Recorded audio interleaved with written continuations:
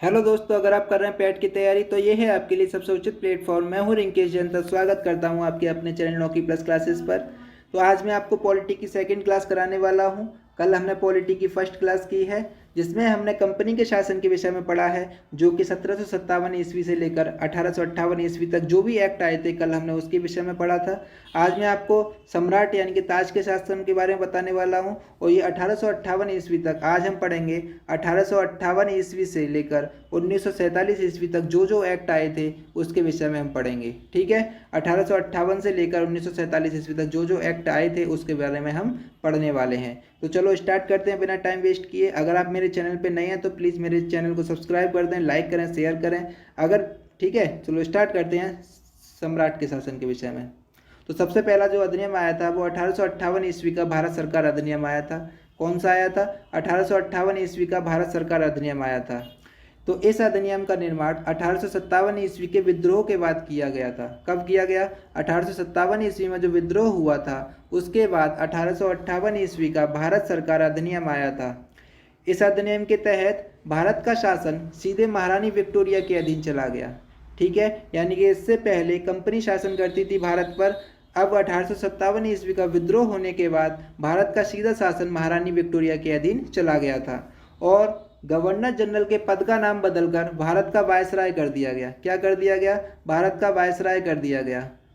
तो यह वायसराय भारत में ब्रिटिश ताज का प्रत्यक्ष प्रतिनिधि होता था। कौन होता था? प्रत्यक्ष प्रतिनिधि होता था। तथा लॉर्ड कैनिंग भारत के प्रथम वायसराय बने। कौन बने थे भारत के प्रथम वायसराय? लॉर्ड कैनिंग भारत के प्रथम वायसराय बने थे। आपको याद रखना है कि भारत के प्रथम वायसराय कौन थे। तो कौन थे? लॉर्ड कैनिंग थे। भारत के प्रथम गवर्नर जनरल कौन थे? लॉर्ड विलियम वेंटिक थे। और बंगाल के प्रथम गवर्नर जनरल कौन थे? लॉर्ड वॉरेन हेस्टिंग्स थे। तो आपको ये तीनों में मतलब अंतर समझना है। ठीक है, तो याद रखना है आपको ये चीज़ें। ठीक है, आगे चलते हैं। इस अधिनियम ने भारत की द्वैध शासन प्रणाली को खत्म कर दिया। कौन सी प्रणाली को? द्वैध शासन प्रणाली को खत्म कर दिया। यानी कि जो बोर्ड ऑफ कंट्रोल और कोर्ट ऑफ डायरेक्टर्स वाली जो प्रणाली थी, जो कि पिट्स इंडिया एक्ट के द्वारा आई थी, उसको खत्म कर दिया। ठीक है, द्वैध शासन प्रणाली को खत्म कर दिया। इसके तहत एक नए पद भारत के राज्य सचिव का सृजन किया गया और इसकी सहायता के लिए 15 सदस्यीय परिषद का गठन किया गया। किसके लिए? राज्य सचिव की सहायता के लिए 15 सदस्यीय परिषद का गठन कर दिया। तो आपको ये याद रखना है, ये 1858 ईस्वी का भारत सरकार अधिनियम के तहत कुछ कार्य थे, इनको लागू किए गए थे। आगे चलते हैं 1861 ईस्वी में। तो 1861 ईस्वी का भारत परिषद अधिनियम। तो इसमें क्या हुआ इसे देख लेते हैं। तो इस अधिनियम के द्वारा कानून बनाने की प्रक्रिया में भारतीय प्रतिनिधियों को शामिल करने की शुरुआत हुई थी। तो 1861 ईस्वी से भारतीय भी कानून बनाने की प्रक्रिया में शामिल होने लगे थे। तो इस प्रकार से वायसराय को कुछ भारतीयों को गैर सरकारी सदस्यों के रूप में नामांकित कर सकता था। ठीक है, वायसराय कुछ लोगों को गैर सरकारी सदस्यों के रूप में नामांकित कर सकता था और इसके चलते 1862 ईस्वी में, किसमें? 1862 ईस्वी में लॉर्ड कैनिंग ने 3 भारतीयों को, किस किस को? बनारस के राजा को, पटियाला के महाराजा को और सर दिनकर राव को विधान परिषद में मनोनीत किया था। किस किस को किया था? बनारस के राजा को किया था, पटियाला के महाराजा को किया था और सर दिनकर राव को विधान परिषद में मनोनीत किया था। ठीक है, अच्छा। और बंगाल में 1862 ईस्वी में और उत्तर पश्चिमी सीमा प्रांत में 1866 ईस्वी में और पंजाब में 1897 ईस्वी में विधान परिषदों का गठन हुआ 1861 ईस्वी के तहत। ठीक है, 1861 ईस्वी के भारत परिषद अधिनियम के तहत आपको याद रखना है। ठीक है, तो इतना काम हुआ। आगे चलते हैं। तीसरा एक्ट कौन सा आया? तीसरा अधिनियम क्या आया? वो आया 1892 ईस्वी का भारत परिषद अधिनियम।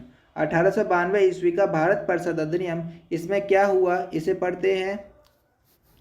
इसके माध्यम से केंद्रीय और प्रांतीय विधान परिषदों में गैर सरकारी सदस्यों की संख्या बढ़ाई गई। हालांकि बहुमत सरकारी सदस्यों का ही रहता था।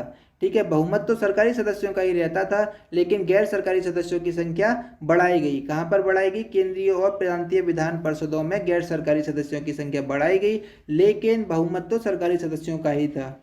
आगे चलते हैं। इसने विधान पार्षदों के कार्यों में वृद्धि करके बजट पर बहस करने और कार्यपालिका के प्रश्नों का उत्तर देने के लिए अधिकृत कर दिया। यानी कि जो सदस्यों की संख्या बढ़ाई गई थी, अब वो बजट पर बहस भी कर सकते थे और कार्यपालिका के प्रश्नों का उत्तर देने के लिए भी अधिकृत थे। ठीक है, तो आपको याद रखना है, ध्यान से पढ़ना है। आगे चलते हैं। 1909 ईस्वी का भारत परिषद अधिनियम। कौन सा अधिनियम? 1909 ईस्वी का भारत परिषद अधिनियम। तो इसमें देखते हैं इसमें क्या हुआ।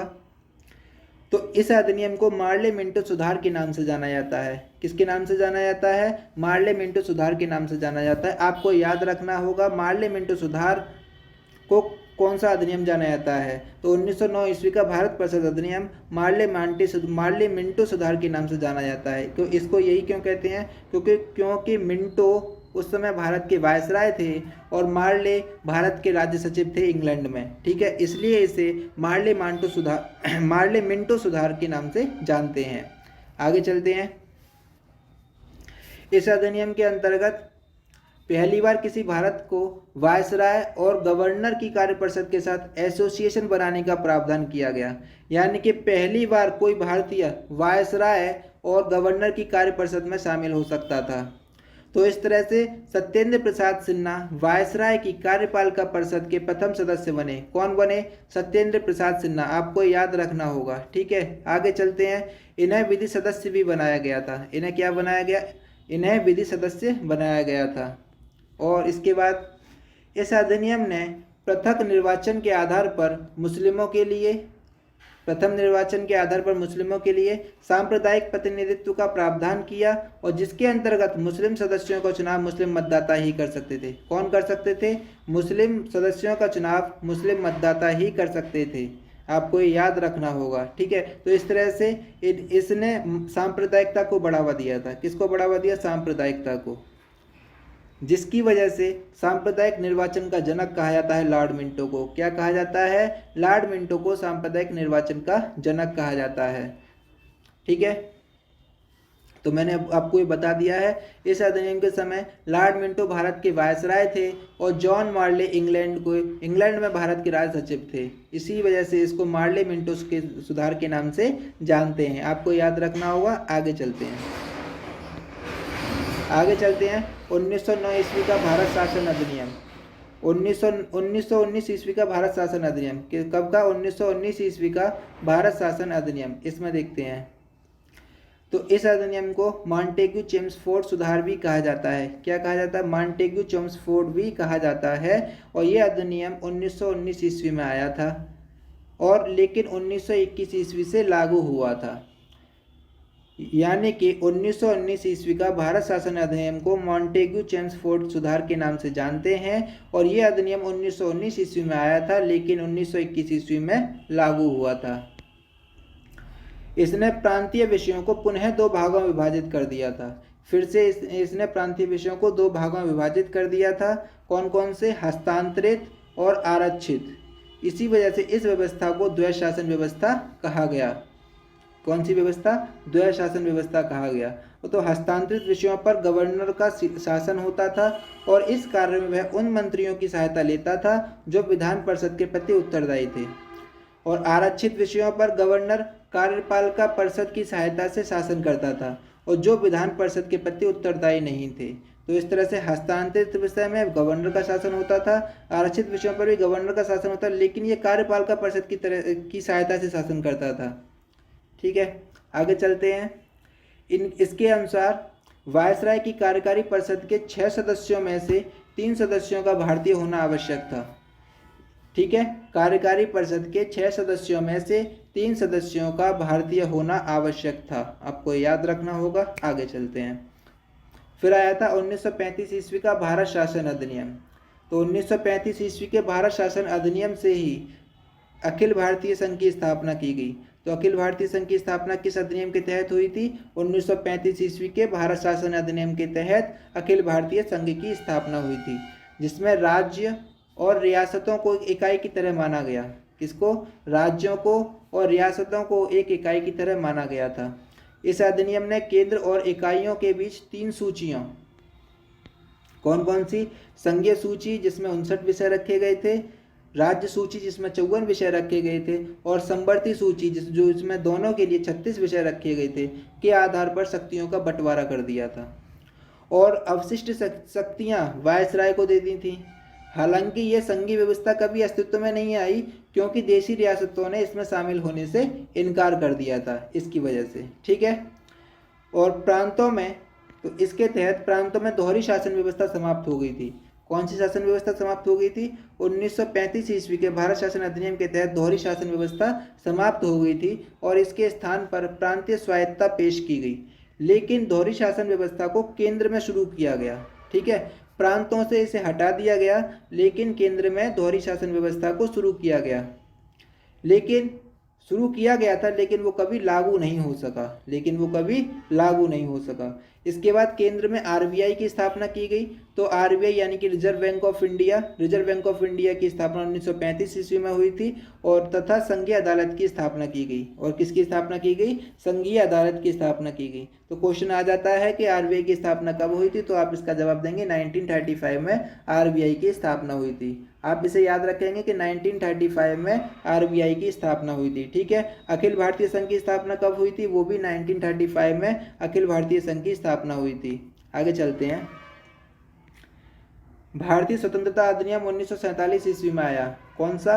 भारतीय स्वतंत्रता अधिनियम 1947 ईस्वी में। तो इसके तहत क्या हुआ? 3 जून 1947 ईस्वी को वायसराय लॉर्ड माउंटबेटन ने विभाजन की योजना पेश की, जिसे माउंटबेटन योजना कहा गया। तो लॉर्ड माउंटबेटन ने विभाजन की योजना पेश की थी जिसकी वजह से इसे माउंटबेटन योजना कहा गया और इस योजना को कांग्रेस और मुस्लिम लीग ने स्वीकार कर लिया था। किसने? कांग्रेस और मुस्लिम लीग ने स्वीकार कर लिया था। तो इस प्रकार से भारतीय स्वतंत्रता अधिनियम 1947 ईस्वी बनाकर उसको लागू कर दिया गया। ठीक है, आगे चलते हैं। इसने भारत में ब्रिटिश राज समाप्त करके 15 अगस्त 1947 ईस्वी को इसे स्वतंत्र और संप्रभु राष्ट्र घोषित कर दिया। कब? 15 अगस्त 1947 ईस्वी को स्वतंत्र और संप्रभु राष्ट्र घोषित कर दिया इस अधिनियम के तहत। इस अधिनियम ने भारत का विभाजन 2 स्वतंत्र डोमिनियनों, संप्रभु राष्ट्र भारत और पाकिस्तान का सृजन कर दिया। ठीक है, तो इस तरह से पूरे भारत के दो भागों में डिवाइड कर दिया था। कौन कौन से में? एक भारत में और एक पाकिस्तान में डिवाइड कर दिया, जिन्हें ब्रिटिश राष्ट्रमंडल से अलग होने की स्वतंत्रता थी। ठीक, आगे चलते हैं। इस अधिनियम ने ब्रिटेन में भारत के सचिव का पद समाप्त कर दिया और इनकी सभी शक्तियां राष्ट्रमंडल मामलों के राज्य सचिव को स्थानांतरित कर दी गई। इनकी जो भी शक्तियां थी वो किसको दे दी गई? राष्ट्रमंडल मामलों के राज्य सचिव को दे दी गई थी। ठीक है, याद रखना है। आगे चलते हैं। इस अधिनियम ने नया संविधान बनने तक प्रत्येक डोमिनियन में शासन संचालित करने एवं भारत शासन अधिनियम 1935 के तहत उनकी प्रांतीय सभाओं में शासन चलाने की व्यवस्था की। हालांकि दोनों डोमिनियन राज्यों को इस कानून में सुधार करने का अधिकार था। यानी कि ये कहा गया कि जब तक तुम अपना संविधान नहीं बना लेते हैं तब तक हम तुम्हारे देश पर हम यहाँ पर शासन करेंगे, वो भी भारत शासन अधिनियम 1935 के तहत शासन करेंगे और आप चाहें तो इसके कानूनों में बदलाव कर सकते हैं, ये कहा गया था। ठीक है, आगे चलते हैं। तो लॉर्ड माउंटबेटन नए डोमिनियन भारत के प्रथम गवर्नर जनरल बने थे। ठीक है, तो नए डोमिनियन भारत के प्रथम गवर्नर जनरल कौन थे? प्रथम गवर्नर जनरल लॉर्ड माउंटबेटन थे, जिन्होंने भारत के पंडित जवाहरलाल नेहरू को प्रथम प्रधानमंत्री के रूप में शपथ दिलाई थी। तो पंडित जवाहरलाल नेहरू को प्रथम प्रधानमंत्री के रूप में शपथ किसने दिलाई थी? लॉर्ड माउंटबेटन ने दिलाई थी। आपको ये याद रखना होगा। ठीक है, और इसके अलावा ये है प्रांतों में द्वैध शासक के जनक लियोनेल कार्टिस माने जाते हैं। कौन माने जाते हैं? लियोनेल कार्टिस माने जाते हैं। तो इस तरह से ये आपका खत्म होता है।